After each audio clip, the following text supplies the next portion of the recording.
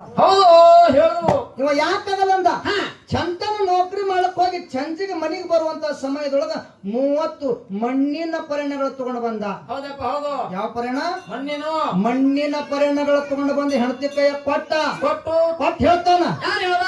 ತಗೋ ಇವು 30 ಮಣ್ಣಿನ ಪರಿಣಗಳದಾವ. ದಿನ ಒಂದು ಮಣ್ಣಿನ ಪರಿಣದಾಗ ನಮ್ಮ ಅಪ್ಪ ಊಟ ಕೊಡು, ನಮ್ಮ ಅಪ್ಪ ಊಟ ಮಾಡಿರ್ತಕ್ಕಂಥ ಪರಿಣ ತೊಳಿಬೇಡ, ಎಡಗೈಲೆ ಒಯ್ದು ಹಂಗೆ ಹೊರಗೆ ಕೊಡತ್ ಹೇಳ್ದ.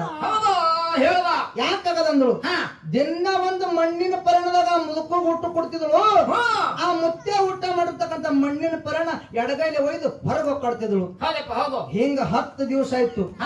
11ನೇ ದಿವಸಿಗೆ ಮುತ್ತೆ ಊಟ ಮಾಡಿರ್ತಕ್ಕಂಥ ಮಣ್ಣಿನ ಪರಿಣ ಹೊರಗೆ ಹೋಗ್ತಾಳ. ಆ ಜಾಗದಾಗ ಮಣ್ಣಿನ ಪರಿಣಗಳು ಇರ್ತಿದ್ದಿಲ್ಲ.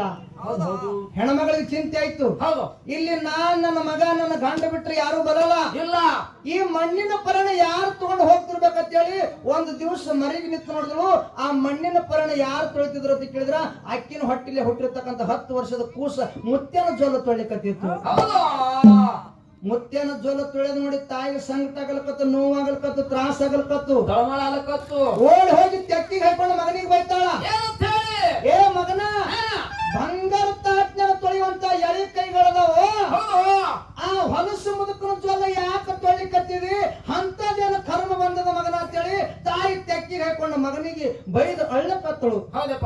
ಅವಾಗ 10 ವರ್ಷದ ಕೂಸು ಹೇಳ್ತದ, ಏನ್ ಹೇಳ್ತು? ಯವ್ವ ಅಳಬೇಡ, ಯಾಕ ನಮ್ಮ ಮುತ್ಯನ ಜೋಲನ್ನ ತೊಳಿಕತ್ತೀನಿ ಅಂತ ಕೇಳಿದ್ರ, ಯಾಕ ಈಗ ನಮ್ಮ ಮುತ್ಯಾಗ ವಯಸ್ಸಾಗ್ಯದ, ನಮ್ಮ ಮುತ್ಯನ ಜೋಲ ಸೋರ್ಲಕತ್ತದ, ಅವ ಮುಂದೆ ನಿನ್ನ ವಯಸ್ಸಾಗ್ತದ, ಆ ಸಮಯದೊಳಗ ನಿಂದು ಜೋಲ ಸೋರ್ತದ. ಅವಾಗ ನಮ್ಮ ಮಣ್ಣಿನ ಪರಿಣಿಯಲ್ಲಿ ಹುಡುಕಾಡಿ ಇವೇ ತೊಳೆದು ನಿನಗೆ ಇಳ್ಳಕತ್ತೀನಿ ಅವ 10 ವರ್ಷದ ಕೂಸು.